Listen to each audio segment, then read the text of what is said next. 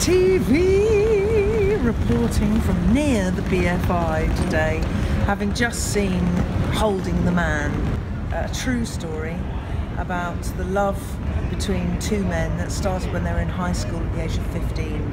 It has its ups and downs, but basically they're very much in love, and it's about their struggles to be accepted, mainly by their parents. One of them becomes very ill, and so it's about that, seeing, loving someone through a terminal illness.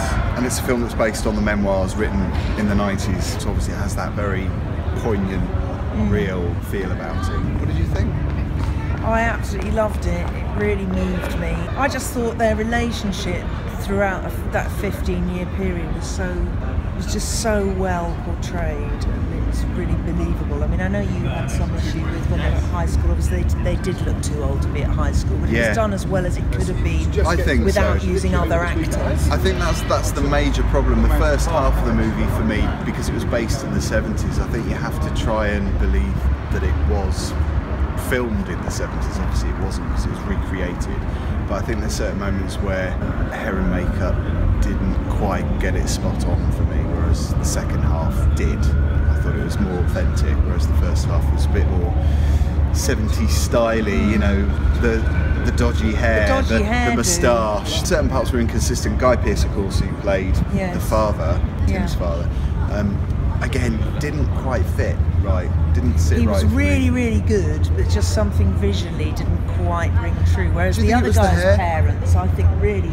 could have been his parents. Because I'm wondering whether it was because we're not used to seeing Guy Pearce with a hairstyle like that, and also looking a bit older than what we're used to, I suppose, because he was meant to look older than what he really is. For me, it was that he almost didn't look old enough. It's a minor gripe though, isn't it? Yeah, I mean, we're being very picky. Overall, I loved the soundtrack. Yeah, the soundtrack for me was what worked. Very atmospheric. To hear the Cocteau Twins and Bronski Beat, Jimmy Somerville, Blue Oyster Cult. I think it was almost like it was a narrative, because I think the songs played out the story, and lyrically, I think, as well. And I thought that was quite an interesting way of putting music into a soundtrack, and not just plonking songs into a soundtrack. There's a lot of sex in it. There's quite a bit of sex. It's quite steamy, some of it. Not particularly explicit, though. Even though there was quite a lot of it, I didn't find it gratuitous, because they met so young. A lot of it was about them exploring and discovering their sexuality and learning how to love each other. And so it was an essential part of it. I actually felt that the sex was relevant. Did you cry? Yeah. I think it's safe to say we both did, because before you went to the toilet and handed me a long bowl of tissues. Because when we went to see the Young Boys, the musician. Real Boy. Yeah. I was crying. I had no tissues, so I thought, right, today, just in case. Yeah. And it is a heart-wrenching story. It does tug on the heartstrings. I thought it was really good. Towards the end, especially the second half, I believed in the characters.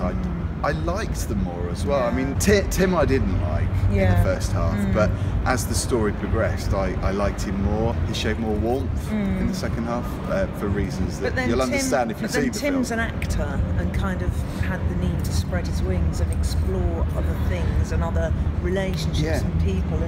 And when you consider that they were only 15 when they got together, it's quite understandable, I think it was quite clever how, because he's an actor in the first half, he's playing in Romeo and Juliet.